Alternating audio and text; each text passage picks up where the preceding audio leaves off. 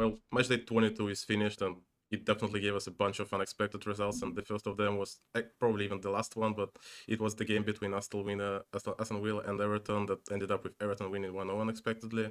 And Villa actually didn't score in 2 consecutive games.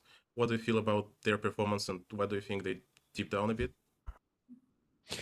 I think it's a mix of things. It's tiredness, it's injuries, it's Watkins being a shell of his former self, let's put it the way it is, on top of them letting players go when they would still have been of use. I'm thinking of Daniel Malen here, although that was probably more his decision than the club's. He probably pushed Villa to let him go so that he can play more and get on the plane for the World Cup with the Netherlands.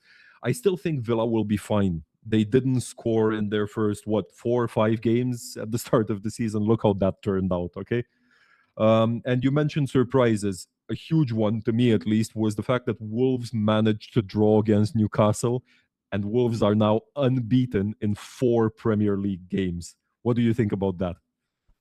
It's actually fun to hear even because actually there are 6 teams that are not losing in 4 consecutive games in Prem, so they're in top 6 at the moment in this criteria, and it does really feel fine. But I just don't see them getting somewhere near like people might say, and Wolves fan especially, that they can make a magic and survive somehow. It just doesn't feel like even Nottingham Forest with their poor form can drop this badly. So I feel like players are just trying to sell themselves because obviously the majority of them are leaving the club after this season. And let's see what happens next, but it just feels like this is already finished for them. Yeah. Yeah, but talking about Arsenal, this is actually the first time in over 12 years that they have 2 consecutive over draws without scoring.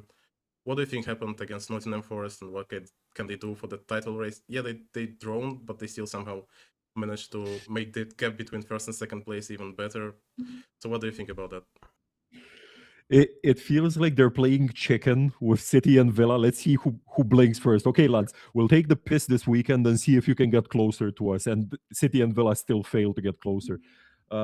If you look at the upcoming fixtures, Arsenal have a tougher schedule over the next 5 games than City and Villa, and European football is back as well. I think this is a case of a blip rather than a crisis at Arsenal, but it might be a different narrative in a month's time. I still believe we will get a proper to the wire title race this season.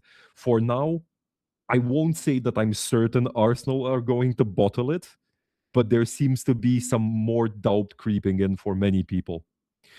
But let's switch gears a little bit to a result that maybe was expected by some people. Chelsea, they finally won again, but they did it against Brentford 2-0. Do you think they can get back into contention for top 4? Mm, I don't really expect them being in top 4 because Liverpool, yeah, the recent results with the draws against much weaker sides show some promise for the Chelsea fans, but I'd say that both Man United and Liverpool are playing better than them, and even for this game, they didn't really look that they're a better side on the pitch, even though they played at home against Brentford. But looking at the stats, they were worse actually. So I'd say give a time for Rossignol. He makes his business, and we see in a couple of weeks maybe from now. But at the moment, they're just somewhere around 6th place at best.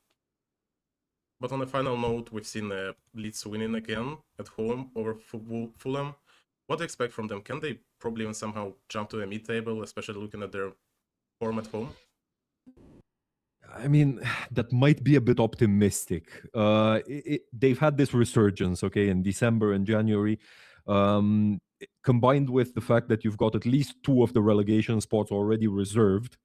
I think Leeds are going to have a relatively quiet rest of the season. Their next fixtures are interesting as well. Everton away, where I think at least a draw is doable. Arsenal at home, okay, fine, that will probably be a loss, but then it's Forest also at home. That's the one that will give them peace and quiet if they win it. They put some daylight between them and the red line. As for mid-table, I'm sorry, I have a lot of reservations about that. I don't think they're really that good.